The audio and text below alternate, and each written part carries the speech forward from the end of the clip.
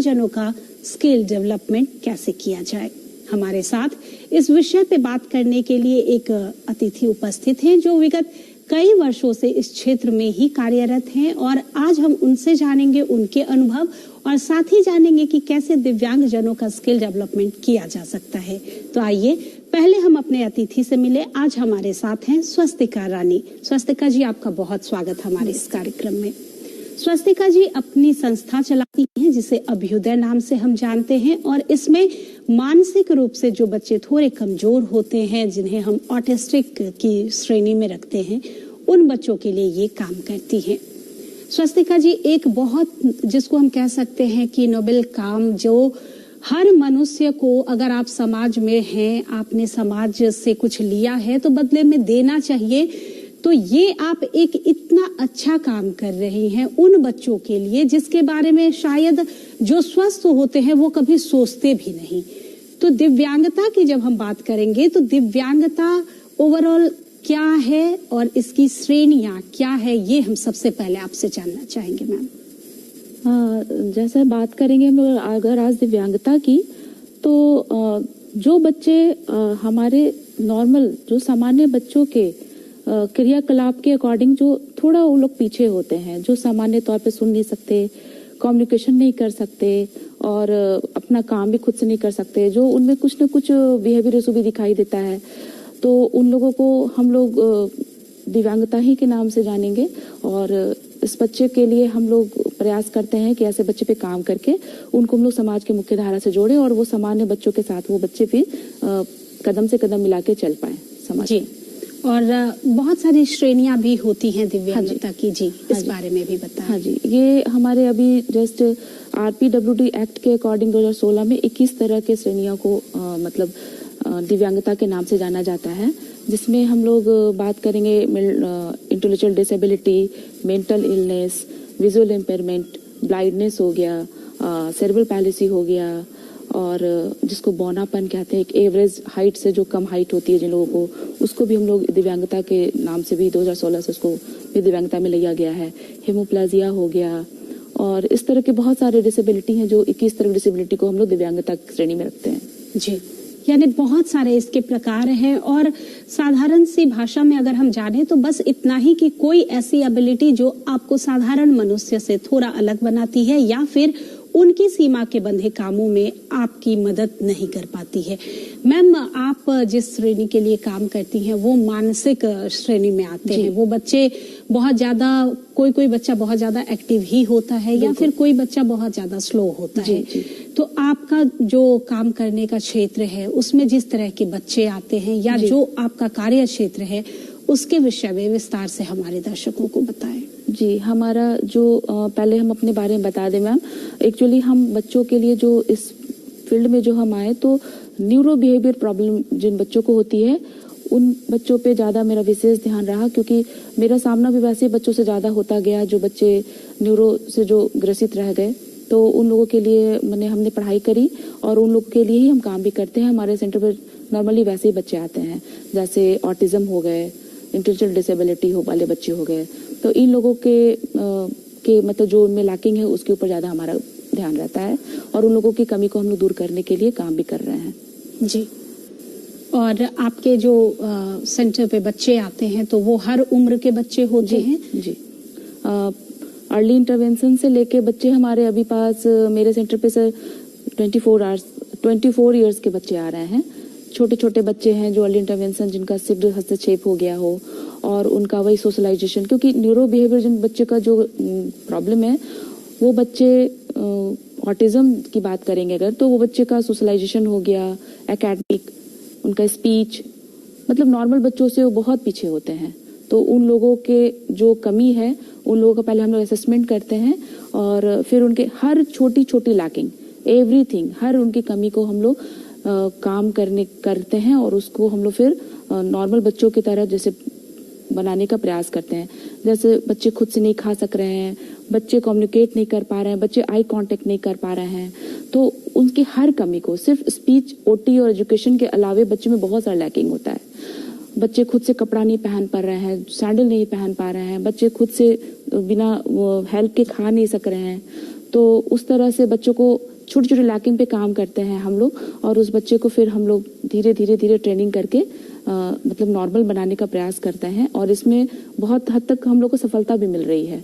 हमारे सेंटर पे कुछ बच्चे ऐसे हैं जिनमें बहुत ज्यादा बदलाव बहुत कम टाइम में देखा जा रहा है। पेरेंट्स बहुत खुश हैं, और इससे हम लोगों को क्या होता है, मतलब अंदर से खुशी होती है और कॉन्फिडेंस आता है काम करने का, कि हमारे बच्चे भी समाज की मुख्य धारा में बहुत अच्छे से जुड़ सकते हैं। बस हम लोग जैसे लोगों को एफर्ट लगाने की जरूरत है। जी, बिल्कुल जोड़ा जा सकता है। और जो दिव्यांग जन होते हैं, जो किसी भी तरह की दिव्यांगता से जूझ रहे होते हैं, उनमें आजकल हम देखते हैं कि ऑटिज्म का प्रतिशत बहुत ज्यादा बढ़ रहा है। बहुत छोटे छोटे बच्चे ही इसके स्पेक्ट्रम में आ रहे हैं, और इसकी पहचान भी बहुत मुश्किल से जो साधारण पेरेंट्स होते हैं वो कर पाते हैं। तो मैम, ये एक बड़ी समस्या है कि पेरेंट्स समझ ही नहीं पाते कि अगर हमारा बच्चा लेट से बोल रहा है तो क्या हमें इसे कहीं ले जाने की आवश्यकता है। लोगों को लगता है कि चलो 2 साल में नहीं बोल रहा है तो 3 साल में बोल लेगा, 3 में नहीं तो 4 में बोल लेगा। हमारे आस पड़ोस के लोग भी, हमारे जो घर के बड़े बुजुर्ग रहते हैं, अगर उन्होंने भी अपने जीवन में ऐसी कोई बात नहीं देखी, ऐसा कोई केस नहीं देखा है, तो उनको भी लगता है कि हाँ चलो बच्चा थोड़े लेट से बोलेगा लेकिन जरूर बोलेगा। तो क्या एक सही समय होना चाहिए? क्या इसके लक्षण होते हैं कि जो पेरेंट्स हैं उनको किसी डॉक्टर के पास, किसी जो बाल चिकित्सक हैं उनके पास बच्चे को ले जाने की आवश्यकता होती है? जी, बिल्कुल जाना चाहिए, बिल्कुल। क्योंकि जिस तरह हमारे अभी लाइफ में भागा दौड़ी की जिंदगी में जितने स्ट्रेस लेकर जो पेरेंट्स जी रहे हैं, तो इस तरह की दिव्यांगता होना बच्चों में कोई बहुत बड़ी बात नहीं है। अभी जस्ट हम लोग 2-3 साल पहले की बात करें तो बच्चों में बहुत तेजी से ये ऑटिज्म का मात्रा को बढ़ते हुए देखा गया है। इसका सबसे पहला कारण ये माना जा रहा है कि जो बच्चे अकेले बैठकर टीवी देखना या मोबाइल लेकर जो बैठे रहते हैं, इससे क्या होता है, बच्चे धीरे धीरे समाज से कटने लगते हैं, अपने पेरेंट्स से बात करना पसंद नहीं करते। तो नॉर्मल सी बात है, हमारे टाइम में जैसे पहले बड़े बुजुर्ग के टाइम बच्चों को सबके साथ पीयर ग्रुप में खेलने के लिए मौका मिलता था, तो बच्चों में सोशलाइजेशन हो गया, उसके स्पीच जो हो गया उसका डेवलप हुआ। अभी के दौर में बच्चे माँ बाप दोनों वर्किंग है या जो भी रीजन चाहे जो भी हो, हम नहीं बता सकते, तो बच्चे ज्यादातर मोबाइल में लगे रहने से ना ये डिसेबिलिटी का ज्यादातर अभी बढ़ता हुआ देखा जा रहा है, ये ज्यादा हो गया है जी। तो पेरेंट्स को एकदम से इसमें मतलब इग्नोर नहीं करना है, ना कोई शर्म करनी है, कोई बड़ी बात नहीं है। बस थोड़ा सा अवेयर होने की जरूरत है। जैसे ही बच्चे, अगर पेरेंट्स को लग रहा है कि मेरा बच्चा अगले इसी एज के बच्चे के अकॉर्डिंग थोड़ा पीछे है, कुछ ना कुछ उस बच्चे से कुछ इसका बिहेवियर अलग दिख रहा है या कुछ स्पीच नहीं उतना सही से कर पा रहा है, तो इसमें तुरंत ही पेरेंट्स को जो स्पीच थेरेपिस्ट हो गए, नहीं कुछ तो कम से कम चाइल्ड स्पेशलिस्ट के पास तो जाना ही चाहिए। और चाइल्ड स्पेशलिस्ट जो होते हैं वो लोग को तो समझ होती है, फिर वो लोग रिकमेंड करते हैं हम जैसे लोगों के लिए, जो स्पेशली जो इस तरह के बच्चों के लिए जो पढ़ाई करके और एक ट्रेनर बन जाते हैं, जो बच्चों पे काम करते हैं। जी, यानी कि अगर आपके बच्चे में भी कोई ऐसा लक्षण दिखे जो उस एज के बच्चे सामान्य बच्चों से थोड़ा अलग लगे या फिर कुछ डिसेबिलिटी जैसा नजर आए, तो आपको बिल्कुल भी देर नहीं करनी चाहिए, तुरंत ही बच्चों के डॉक्टर से संपर्क करना चाहिए। वो आपको बता सकते हैं कि क्या आपका सही है या फिर हो सकता है कि ये नॉर्मल सी ही बात हो, लेकिन एक बार दिखाने में कोई हर्ज नहीं है। तो बिल्कुल भी देरी ना करें। और 2 से 2.5 साल की उम्र वो अवस्था ऐसी होती है जहाँ पे बच्चे कुछ ना कुछ बोलना अवश्य ही शुरू कर देते हैं या फिर अपना नाम जानने लगते हैं, अपना नाम पुकारे जाने पे देखते हैं। अगर आपका बच्चा भी ये सारी चीजें नहीं कर पा रहा है तो आप बिल्कुल लेट ना करें और डॉक्टर से संपर्क करें, ताकि जितनी जल्दी हो सके उसे भी हम एक समाज की मुख्य धारा में जोड़ सके और उसका भी डेवलपमेंट कर सके। मैम, आपके पास तो बहुत तरह के बच्चे आते हैं, बहुत सारे उम्र के भी बच्चे आते हैं, तो क्या आपको लगता है कि जो बच्चे जितनी जल्दी आ सके और जितनी कम उम्र से उन पे काम शुरू किया जा सकता है उतनी जल्दी उनमें वो असर दिखेगा? बिल्कुल बिल्कुल मैम, बिल्कुल। बच्चे जो जितने छोटे बच्चे अगर अर्ली इंटरवेंशन करेंगे, उन बच्चे पे काम करेंगे, तो बच्चा बहुत जल्दी बहुत कम टाइम में बच्चा उस चीज को कैच करता है और डेवलप कर जाता है। बहुत कम टाइम में बच्चे अच्छा काम करते हैं। अगर वही बच्चे की बात करें 10 साल या 8 साल तक अगर बच्चे जो हमारे पास आ रहे हैं तो उनमें स्लो दिखता है डेवलपमेंट। बहुत मुश्किल होती है उन लोगों को काम करने के लिए, जिद्दी हो जाते हैं बड़े बच्चे। लेकिन छोटे छोटे बच्चे क्या होते हैं ना, बहुत किसी बात को मतलब बहुत अच्छे से उन लोग को देखा गया है। मेरा खुद का अनुभव है कि छोटे छोटे बच्चे ना बहुत जल्दी कैच कर लेते हैं और बहुत कम टाइम में बच्चे डेवलप होके ठीक हो जा रहे हैं। पता नहीं लग रहा है कि बच्चे में कभी थोड़े दिन पहले डिसेबिलिटी भी था। ऐसा हमारे 4-5 बच्चे हैं जो हमने उसमें काम किया है और वो बच्चे डेवलप करके चले गए ठीक होकर। जी जी। तो मैम ऐसे बच्चों के लिए क्या हम सिर्फ दया और सहानुभूति ही दिखा सकते हैं या हमारे जैसे लोगों को भी आगे आने की आवश्यकता है? उन्हें अपने समान समझने की आवश्यकता है और एक साधारण स्कूल में क्या उनकी स्कूलिंग संभव होती है? बिल्कुल मैम, उन बच्चे को तो सबसे पहले आपकी पहले सवाल का जवाब देंगे हम कि इन बच्चों को सहानुभूति की नजर से नहीं देखना है, दया की दृष्टि से नहीं देखना है, हीन दृष्टि की नजर से नहीं देखना है। ये ऐसे बच्चे को हम लोग प्यार से और इनको भी हम लोग सामान्य बच्चों की तरह नजर से देख के और उन पे हम लोग काम करेंगे। बच्चे को एकदम प्यार से उनको फील नहीं होने देना है कि तुम सबसे अलग हो। और वो बच्चे को अगर हम लोग सही ढंग से उस पे काम करें तो वो बच्चे बहुत सही समय पे सुचारू तौर पे अपना जिंदगी का क्रियाकलाप कर पाते हैं। और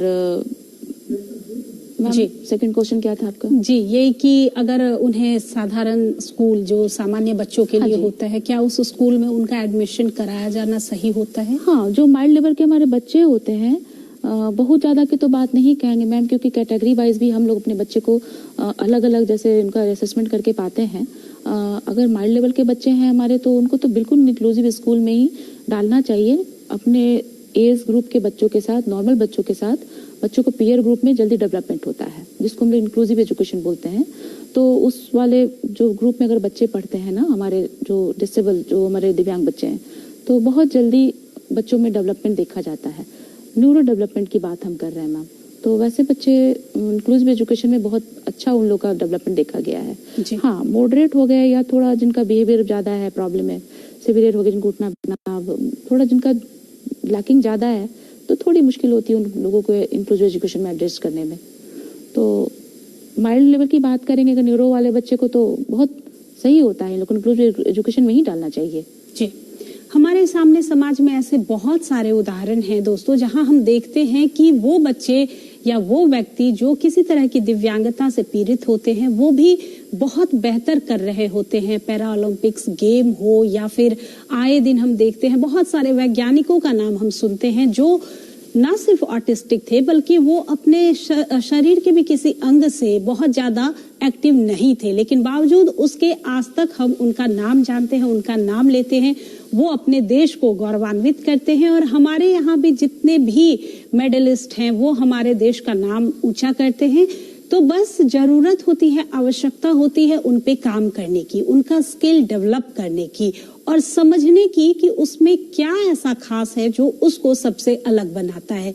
तो मैम, वैसे बच्चे जो किसी तरह की शारीरिक विकार से पीड़ित होते हैं, जो चल नहीं सकते या सुन नहीं सकते या दिखाई कम देता है, तो ऐसे बच्चों का स्किल डेवलपमेंट कैसे किया जा सकता है? इन लोगों के लिए तो बहुत सारी अभी प्रावधान आए हैं हमारे बिहार सरकार में। जैसे सबल योजना की बात करें मुख्यमंत्री के द्वारा मैम, तो इन लोगों को जैसे जो बच्चे अगर हमारे अस्थि विकलांग हैं उन लोगों को ट्राईसाइकिल प्रोवाइड की जाती है। जो 60% जिनका अगर डिसेबिलिटी है तो उन लोगों को बैटराइज मोटराइज ट्राईसाइकिल उनको प्रोवाइड की जाती है। जिनका 40% डिसेबिलिटी है तो उनको नॉर्मल ट्राईसाइकिल प्रोवाइड की जाती है। जो बच्चे श्रवण बाधित हैं उन लोगों को कान की मशीन प्रोवाइड की जाती है। इस तरह का इक्विपमेंट बच्चों को प्रोवाइड किया जाता है और बच्चे को मतलब इस तरह के इक्विपमेंट के सहयोग से बच्चों को देखा गया कि वो भी अपना काम, अपना पढ़ाई, अपना लाइफ, अपने काम में बहुत सुगमता से वो लोग आगे बढ़ रहे हैं। अभी एक वो योजना के तहत कोकालिया करके कुछ है, ट्रांकलेयर इम्प्लांट जो हो रहा है इम्प्लांट बच्चों का जो अभी मुख्यमंत्री के द्वारा जो 5 लाख बच्चों को मिल रहा है, तो वो हमारे पटना IGMS में और पटना एम्स में बच्चों की सर्जरी करवाई जा रही है, जिसमें 5 लाख गवर्नमेंट की ओर से बच्चों को दिया जा रहा है। जिसके सर्जरी के बाद बच्चों को देखा गया कि बच्चे नॉर्मल मतलब देख भी रहे हैं, सुन भी रहे हैं और बोल भी सक रहे हैं। तो ऐसा कुछ नहीं है कि न्यूरो वाले बच्चे में ही सिर्फ हम लोग काम करें वो बच्चे आगे बढ़ेंगे। जो बच्चे फिजिकल भी कुछ कहीं से कोई में अगर कमी आ रही है तो उन लोगों को भी आगे बढ़ाने का बहुत सफल मतलब इसमें देखा गया है। अच्छा कर रहे हैं हमारे बच्चे। जी, बहुत अच्छा कर रहे हैं और सरकारी योजनाएं भी कई सारी ऐसी हैं जो इन लोगों की मदद कर रही है। बस हमें भी आवश्यकता है और उनके परिवार वालों को भी आवश्यकता है कि वो आगे बढ़े, उन योजनाओं का लाभ उठाएं और साथ ही हमेशा न्यूज में, अखबारों में ये देखते रहें कि इनके लिए किस तरह की नई तकनीकें आई हैं, क्योंकि नई नई टेक्नोलॉजीज आ रही हैं जो इस तरह की विकलांगता या दिव्यांगता को दूर करने के लिए बहुत अच्छा काम कर रहे हैं। जो लोग कम देख पाते हैं वो बहुत अच्छी तरह से उस चीज को महसूस कर सकते हैं, या फिर जो बोल नहीं पाते हैं वो भी अपने आप को एक्सप्रेस कर पाते हैं, जो चल नहीं पाते उनके लिए भी बहुत एडवांस लेवल के बहुत सारे व्हील चेयर्स या इस तरह के इक्विपमेंट्स आए हैं जो उनको सबल बनाते हैं। तो बस हमें थोड़ी सी जानकारी की आवश्यकता होती है और अपने विचारों को, अपने मन को खुला रखने की आवश्यकता होती है। मैम, हम जब बात कर रहे हैं आपकी संस्था की, अभ्युदय की, जहाँ पे आप ऑटिस्टिक बच्चों के लिए काम करती हैं, तो वो बच्चे कभी कभी हम देखते हैं कि बहुत ज्यादा हिंसक भी हो जाते हैं। तो क्या ये हिंसात्मक जो उनमें प्रवृत्ति होती है तो उसके कारण भी लोग थोड़ा बचते हैं कि पता नहीं वो अगर हम उनसे बात करें तो वो हमारे साथ कुछ हमें हार्म न पहुंचा सके। तो ये जो मान्यता है ये कितनी गलत है, इससे लोगों को समझने की क्या आवश्यकता है अभी? बिल्कुल, ये तो मान्यता गलत है। पेरेंट्स को, खासकर जो पेरेंट्स हैं उन लोग को ऐसा नहीं सोचना चाहिए। अगर वो लोग आगे नहीं बढ़ेंगे ऐसे बच्चों को अपनाने के लिए तो फिर हमारा समाज क्या करेगा। इसमें कुछ भी घबराने की बात नहीं है। अगर बच्चे हिंसात्मक हैं, थोड़े उनका बिहेवियर इशू है, अगर बच्चे ज्यादा चिल्ला रहे हैं या बच्चे हाइपर हो रहे हैं, बिल्कुल नहीं घबराने का है। बच्चे तो बच्चे ही होते हैं ना, उनको प्यार से, उनको थोड़ा सा उनके जो मन के, जो उनके लायक जो भी उनका जो इंटरेस्टिंग जो उनका जो काम है उस चीज को करवा के, उस चीज का लालच देके बच्चों का वो, उसको एक तरह से हम लोग बोलेंगे बिहेवियर इशू बोल सकते हैं। जो बच्चे हिंसात्मक होते हैं तो उनको, उस बच्चे के लिए भी काम होता है और बच्चे अच्छे कर रहे हैं, उनको सिटिंग बिहेवियर सिखाया जाता है तो धीरे धीरे बच्चों में ना परिवर्तन भी आने लगता है। बच्चे फिर नॉर्मल होने लगते हैं, नॉर्मल बिहेवियर करने लगते हैं। उनमें हिंसात्मक वाला को फिर कोई वैसा भावना, फिर उसमें कोई ऐसा एक्टिविटी नहीं देखा जाता है। बस उसमें काम करने की जरूरत है, उसको छोड़ना नहीं है। अगर बच्चा कोई एग्रेसिव हो रहा है तो उसको हमें इग्नोर नहीं करना है। उसको उस सब बच्चों के लिए, वो भी बच्चे हमारे सामान्य हैं। जी, हाइपर एक्टिविटी भी इसकी एक श्रेणी होती है। हाँ, और कोई कोई बच्चे बहुत एक्टिव होते हैं, बहुत ज्यादा ही हाइपर एक्टिव होते हैं। पहले तो माँ बाप को भी लगता है कि चलो हमारा बच्चा बहुत ज्यादा एक्टिव है तो ये बहुत अच्छी बात है, लेकिन समय के साथ साथ ये परेशानी बढ़ती जाती है और उन्हें ये समझ नहीं आता कि ये भी एक ऑटिज्म का ही एक लक्षण है जिसको हमें दिखाने की आवश्यकता होती है और उस बच्चे को भी थोड़ा समझाने की आवश्यकता होती है। तो क्या इस तरह के बच्चे भी आपके सेंटर पे आते हैं? हाँ जी, बिल्कुल आते हैं मैम। नॉर्मली ऑटिज्म की बात करें अगर तो ADHD मतलब ये दोनों साथ में ही होते हैं बच्चों में। जो बच्चे अगर ऑटिज्म है तो मतलब बहुत ही बच्चों को ऐसा देखा गया 90% के बच्चे का बिहेवियर इशू भी होता है, वो उनका हाइपर एक्टिविटी होना ही होता है। उन लोगों के साथ ऑक्यूपेशनल थेरेपी होता है और उनको कुछ बिहेवियर, हम लोग सिटिंग बिहेवियर देते हैं बच्चों को। उनका जो उनका चॉइस है, जो उनको अच्छा लगता है उस चीज का लालच देके बच्चों को हम लोग उनको खुश करके उन पे काम करते हैं तो बच्चे धीरे धीरे समझने लगते हैं कि ऐसे, जैसे अभी हमारे सेंटर पे एक छोटा बच्चा, तो वो बच्चा बहुत ज्यादा मतलब बात नहीं मानना, इधर उधर भागना, फिर धीरे धीरे उसको प्यार समझा के उसको अपनी जगह बैठाना, उसको खुश करना, तो धीरे धीरे वो समझने लगा है और बहुत अच्छा वो बच्चा अब ना मतलब दिखने लगा है कि वो बच्चा बहुत नॉर्मल बिहेवियर उसका अब दिखता है। तो बस काम करने की जरूरत है मैम। ऐसा कुछ नहीं है कि बच्चे का ADHD है तो हिंसात्मक है, मार देगा या हमको कुछ कर देगा, कुछ नहीं करता है ऐसा बच्चा। बस प्यार देने की जरूरत है, उसको समझना चाहिए, उसके भावना को हम लोग को समझना है कि बच्चा आखिर क्या चाह रहा है, क्यों ऐसे कर रहा है। नॉर्मल बच्चे तो बोलकर चिल्लाकर मांग लेते हैं, छोटे छोटे बच्चे बोल नहीं सकते क्योंकि उनको न्यूरो बिहेवियर प्रॉब्लम है तो नॉर्मली उन लोग का स्पीच लैकिंग होता ही है। बच्चे एक्सप्रेस नहीं कर पा रहे हैं, वो अपना हिंसात्मक अपना बिहेवियर दिखाकर ही अपने भावना को बताने की जरूरत चाह रहा है। कुछ भी उनको कोई भी रिक्वायरमेंट है तो उस चीज को हम लोग को समझना है कि बच्चा की चाह क्या रहा है जी, इसको क्या चाहिए। यानी एक भावनात्मक रिश्ता आपका होना चाहिए उस बच्चे से, अगर आप वैसे बच्चों के लिए काम कर रही हैं तो। मैम, जो भी लोग दिव्यांग बच्चों के लिए काम करते हैं, स्पेशल चाइल्ड के लिए काम करते हैं, उन्हें किस तरह के कोर्स की और किस तरह की ट्रेनिंग की आवश्यकता होती है? हाँ, इन ऐसे बच्चों के लिए पहले तो इस तरह कुछ प्रावधान नहीं था, लेकिन बढ़ते हुए दिव्यांगता को जिस तरह से भी रेशियो देखा गया है, जिस तरह से बढ़ता जा रहा है, तो हमारे जैसे लोग के लिए भी बहुत तरह की ट्रेनिंग का भी प्रावधान बढ़ गया है। बहुत सारा ऐसे इस तरह के ट्रेनिंग का पढ़ाई का आ गया है। जैसे अगर क्योंकि एक दिव्यांग बच्चे में कम से कम 9 लोगों का टीम होना चाहिए। उनका बिहेवियर इशू के लिए ऑक्यूपेशनल थेरेपी, उनके स्पीच के लिए DHLS हो गया, उनका पढ़ाई के लिए स्पेशल एजुकेशन हो गया, उनके मनोवृत्ति को समझने के लिए साइकोलॉजी, क्लिनिकल साइकोलॉजी बोलते हैं। तो बच्चे का बहुत तरह का एक 9 लोगों का टीम, एक बच्चे के पीछे 9 लोगों का टीम होता है। तो इस तरह के बच्चों के काम के ठीक मतलब उन लोगों को समाज के मुख्य धारा में जोड़ने के लिए हमारे जैसे लोगों को बहुत तरह की पढ़ाई भी का प्रावधान आ गया है। जैसे अगर हम बात करें D.Ed लेवल, 12th के जस्ट बाद D.Ed लेवल का बहुत सारा पढ़ाई है, स्पेशल एजुकेशन हो गया, DHLS हो गया। तो ये बहुत सारा पढ़ाई अभी पटना में ही बात करें तो पटना CRC में भी इसका प्रावधान है। हमारे जैसे लोगों को, टीचर को वहाँ पे ट्रेनिंग दी जाती है। उत्कर्ष सेवा संस्थान, हमारी मनीषा कृष्णा मैम है, उनके यहाँ भी इस तरह के बच्चों के लिए D.Ed लेवल का ट्रेनिंग प्रोग्राम, ट्रेनिंग का वहाँ पे बच्चों को टीचर के लिए वहाँ पे पढ़ाई करवाया जाता है। तो ऐसा सेंटर बहुत सारा खुल गया है जहाँ पे टीचर इस तरह के पढ़ाई कर सकें, और इसमें बच्चों को लैकिंग पे तो काम करेंगे ही। स्पेशल स्कूल भी हो गया, गवर्नमेंट स्कूल हो गया, इसमें भी गवर्नमेंट टीचर का भी रिक्वायरमेंट है। जो हमारे D.Ed और B.Ed करके स्पेशल फील्ड वालों का गवर्नमेंट जॉब भी होने का इसमें प्रावधान रखा गया है। तो बहुत सारे कॉलेज हैं यहाँ पे। जी, यानी सेवा की भावना के साथ साथ आपको रोजगार का भी अवसर प्रदान करता है यह क्षेत्र। अगर आप दिव्यांगजनों के स्किल डेवलपमेंट के लिए कुछ करना चाहते हैं, उनके प्रशिक्षक बनना चाहते हैं, तो आपके लिए एक बहुत अच्छी अपॉर्चुनिटी आपका इंतजार कर रही है।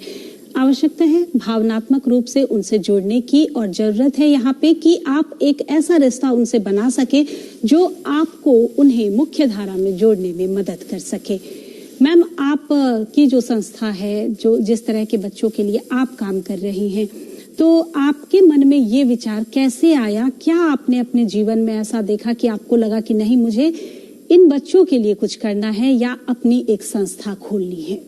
हाँ जी मैडम, वो एक्चुअली हम ना 12-13 साल सामान्य नॉर्मल बच्चों के स्कूल में काम किए। तो उस स्कूल में हम देखते थे कि कुछ ऐसे बच्चे जो डिसेबल स्पेशल चाइल्ड एडमिशन होके आते थे, लेकिन टीचर्स का कुछ वैसा बहुत ज़्यादा उनके प्रति कुछ अटेंशन नहीं होता था। जो नॉर्मल बच्चे हैं उन पे अपना काम किए। अब वाजिब सी बात है, ऐसे बच्चे हैं तो उनको अटेंशन ज़्यादा चाहिए, उनको प्यार ज़्यादा चाहिए, उनको समझने वाला कोई होना चाहिए ताकि वो बच्चे को समझ के काम कराने वाला। तो वैसा जो मेरा ऑब्जर्वेशन रहा, तो हम देखे कि वैसे बच्चे इग्नोर हो गए। एडमिशन तो ले लिया गया स्कूल में, लेकिन बच्चों पे काम नहीं हुआ। तो पहले तो मेरे समझ नहीं आया कि क्या है और ऐसे क्यों बच्चा कर रहा है, या स्कूल वाला क्यों नहीं ध्यान दे रहा है। तो फिर मेरे मन में बहुत ज़्यादा तरह तरह का सवाल आने लगा। फिर पेरेंट्स से हम बात किए, पूछे कि क्या है बच्चे में, क्यों ऐसे करता है। उन्होंने बताया कि किसी ने बोला हमारे बच्चे को डाउन सिंड्रोम है, किसी पेरेंट्स ने बोला हमारे बच्चे को ऑटिज्म है। फिर मेरे मन में ऐसा आया कि अच्छा, ये बच्चे अगर ऐसा है तो इसके लिए भी तो कुछ करना चाहिए ना, ऐसे बच्चे को आखिर कौन देखेगा। फिर हम पता किए कि आखिर ये बच्चा कहाँ से कैसे, तो मेरे पता लगा कि इन बच्चों की अलग से रिहैबिलिटेशन काउंसिल ऑफ इंडिया की तरफ से पढ़ाई की जाती है। तो फिर हम नॉर्मल वाला फील्ड छोड़ के स्पेशल फील्ड में आ गए। तो 2016 से फिर हम D.Ed किए पटना CRC से, फिर भोपाल राज भोज यूनिवर्सिटी से स्पेशल B.Ed किए, नेशनल इंस्टीट्यूट से DVR किए, और मेरे सफलता भी मिली। मेरे थोड़ा कॉन्फिडेंस आया, मेरे अच्छा लगा। नॉर्मल बच्चों के लिए तो सब लोग पीछे रहता है, सब लोग उसके पीछे जाते हैं। ऐसे बच्चों के लिए किसी को तो आगे आना चाहिए ना, इनको भी प्यार चाहिए, इनको भी आगे बढ़ना है, इनको भी हम लोग जैसे लोग को प्यार करके और कुछ बनाने का प्रयास करना है।